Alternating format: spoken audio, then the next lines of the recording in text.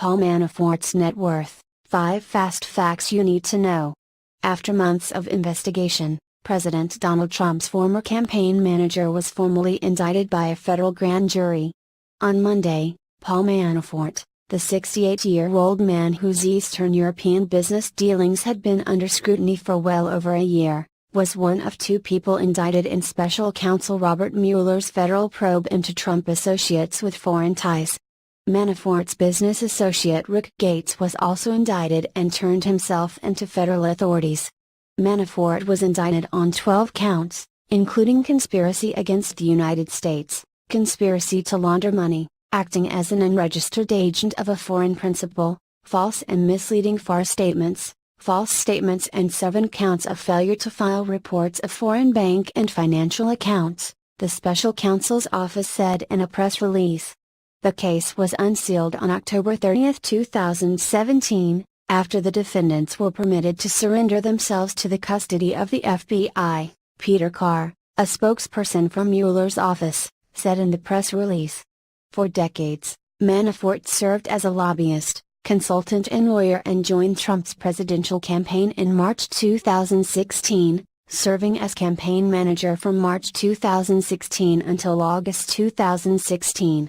He often lobbied on behalf of former Ukraine President Viktor Yanukovych and many others. Numerous of his business dealings had been closely examined, and it had been determined he's taken out several home equity loans over the years. According to COID, Manafort has a net worth of around $50 million. Here's what you need to know about Manafort's net worth.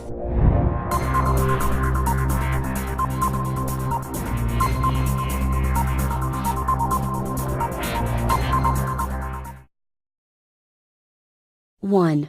Manafort took out several loans totaling nearly $20 million. Since 2012, Manafort has taken out at least 7 home equity loans that were worth $19.2 million on 3 properties in the New York area, The Intercept reported in February. He owns the properties through holding companies that are registered to him and his son-in-law, Jeffrey Yohai, a real estate investor who filed for Chapter 11 bankruptcy in 2016. The properties include a condominium located on 27 Howard Street in Manhattan, a condo inside Trump Tower, and a 4-story unit located in Brooklyn at 377 Union Street. Records indicate that he bought the homes with no initial mortgage, showing that the full cash price was paid. Information on the loans was compiled by 2 New York attorneys and published to the blog 377 Union. The loans were designated for home improvement, but it seems that wasn't where the funds actually ended up. It feels like we're seeing a small piece of the bigger picture here, attorney Julian Russo told The Intercept. Documents that were published show that he took out a $1.5 million loan for the Howard Street property through his limited liability company, Mix Soho Holdings. 4 years after obtaining the loan and then paying it off, he received a $2.73 million loan from Citizens Bank and then got a $3 million mortgage loan issued by UBS Bank USA for his Trump Tower condo. Last spring, he and Yohai bought 2 short-term mortgage loans that were worth close to $5.3 million. 2. Manafort received $16 million in loans from a Chicago-based bank. In the midst of the investigation, it was determined that Manafort had received $16 million in loans from Federal Savings Bank, based in Chicago. According to a Wall Street Journal report, authorities had requested records of the loans from the bank. Steve Koch, a former economic advisor to Trump's presidential campaign, happened to be the CEO of the bank.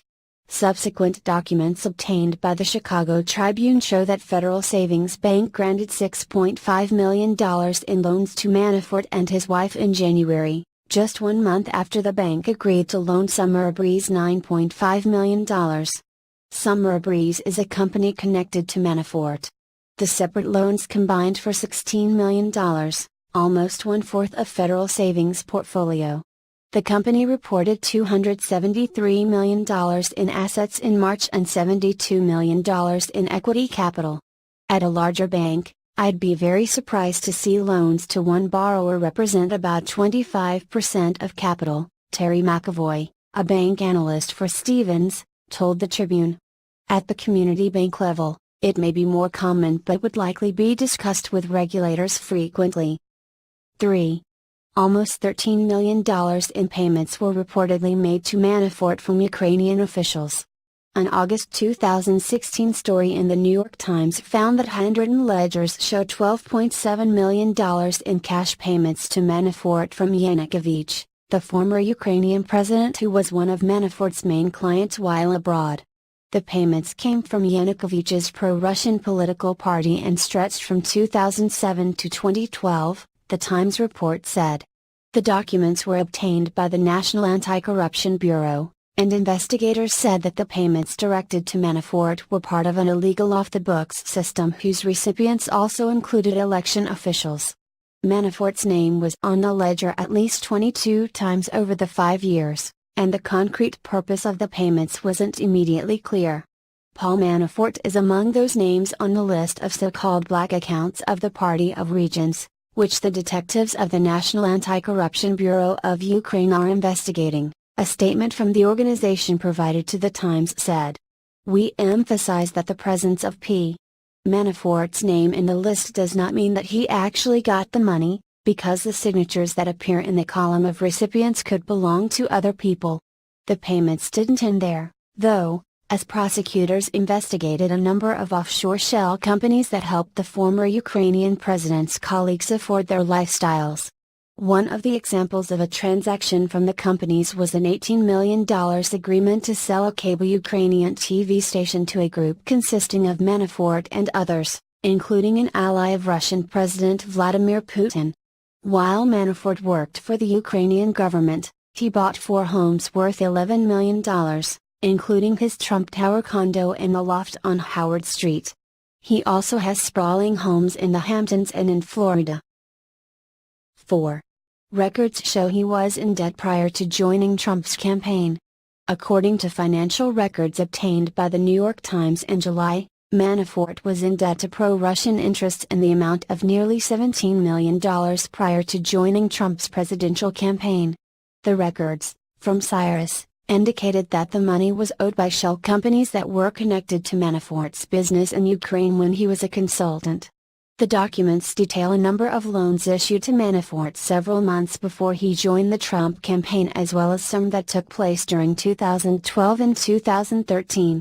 In a court complaint filed in 2015 in Virginia, Russian businessman Oleg V. Deripaska claimed that Manafort and his associates owed him $19 million for his failed investment in the Ukrainian TV station. Deripaska made a living off the aluminum business and has close ties to Putin. He agreed to cooperate with congressional intelligence committees in May in exchange for full immunity, sources close to the situation told The Times. 5. Manafort reportedly had a $10 million contract to promote Russian interests. Manafort graduated from Georgetown University in 1971 with a bachelor's degree in business administration and a Juris Doctor from Georgetown University Law School in 1974. Shortly after his education, Manafort landed a job at a Washington, D.C. law firm and 3 years later in 1980 founded a D.C.-based lobbying firm, Black, Manafort, Stone and Kelly. When Ronald Reagan was elected president in November 1980, Manafort was appointed to serve on his administration as the Associate Director of the Presidential Personnel Office at the White House. He was also an advisor to George H. W. Bush and Bob Dole's presidential campaigns. In 2007 and 2008, his involvement with Deripaska and Ukrainian oligarch Dmytro Firtash started, and he was reportedly granted a $10 million contract to lobby for Russian interests in politics, business and media in Europe and the U.S. Let it go.